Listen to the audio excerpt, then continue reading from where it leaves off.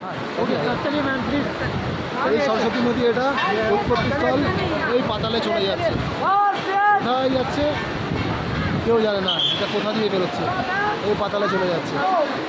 এই সরস্বতী মাতা মন্দির, এই সরস্বতী মাতা পাহাড়ের এই যে हाँ हाँ सर चलिए मैं नीचे से खींचे अपने।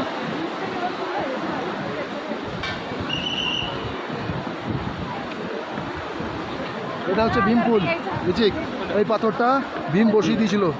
পাঁচপাণ্ডব যখন স্বর্গে যাবে তখন এই দুটো পাহাড়ের মধ্যে কোনো রাস্তা ছিল না, ঠিক আছে? এই পাহাড় আর এই পাহাড়ের মধ্যে কোনো রাস্তা ছিল না।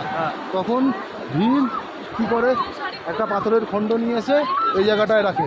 এটা হচ্ছে সেই পাথরের শিলা। হ্যাঁ, এটার নাম হচ্ছে ভীমপুল।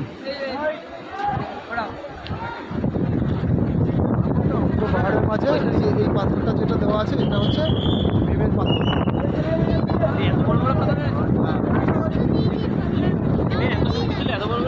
এতটাই শক্তি ছিল। নদী করকন্দা নদী প্রবাহিত হচ্ছে, এদিকে সরস্বতী নদী পাতালে চলে যাচ্ছে। এই যে মানাগ্রাম, এখান থেকে বসুন্ধরা ওয়াটারফলস।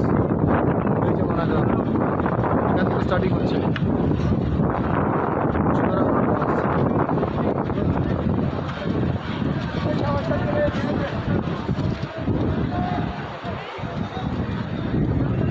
চলো সরস্বতী মন্দিরে একবার যাই, বুঝে আছি।